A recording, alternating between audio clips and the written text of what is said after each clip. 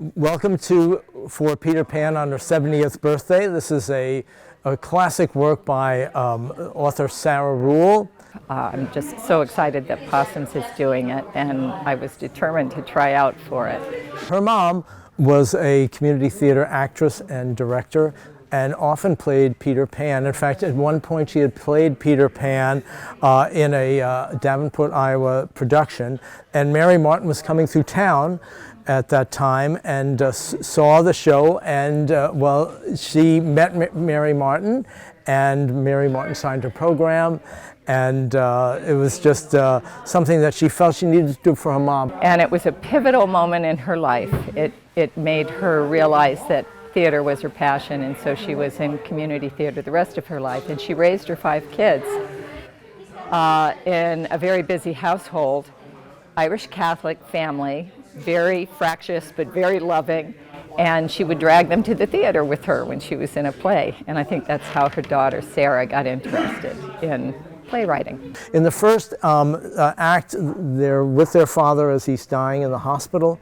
and they're reflecting and being with him. It's about the 5 siblings in a family who are all grown, stair-step kids now in their 60s, and they come back to care for their father as he's dying. In the second act, they're having an informal Irish wake with a lot of Jameson, and they talk about politics, and they talk about, religion and prayer and so many different things. They're a loving family. They love to banter with each other, love to fight, but really they're just getting through this whole change in their lives. And that death is followed by a wake, which is heavily juiced by a lot of Jameson. So there are a lot of issues discussed in various stages of sobriety. You need to see this show because it deals with a lot of issues that everyone's going through today. Family, growing up, life, death of a sibling, death of a spouse.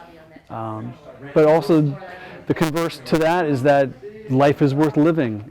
Squeeze every moment you can out of it. So I hope it'll send a real positive message to people for that reason. One of the things that happens in the show is that even though they're older people, they realize that when you lose both parents, all of a sudden you're an orphan. It doesn't matter whether you're 60 or 70 or 20, you're an orphan. And it's one of the things they deal with. It's the kind of thing that all of us deal with. What we think about death, what we think about what happens after death, our relationship with our parents.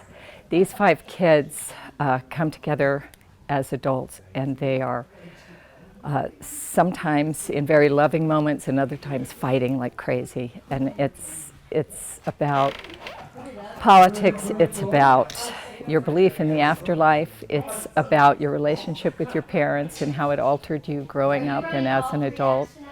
It's a very poignant and also extremely funny, especially in the last act, which is a dream sequence that takes place in Neverland. And that's all I'm going to tell you about that. I don't want to be a spoiler.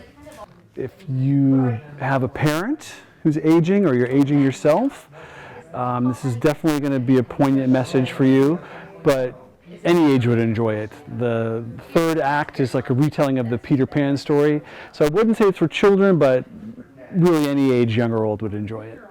There are a fair number of seniors in this show, and that sort of adds to the humor, especially when we're all cavorting around Neverland.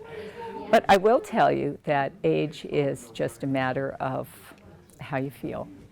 Recently I was babysitting my granddaughter, who's 4 years old, and told her I was going to be Peter Pan, and she didn't bat an eye. In fact, she said, "Gigi, I always knew it. I knew it all along. You were Peter Pan." So that gave me a big injection of confidence for this play, and I hope I do it justice.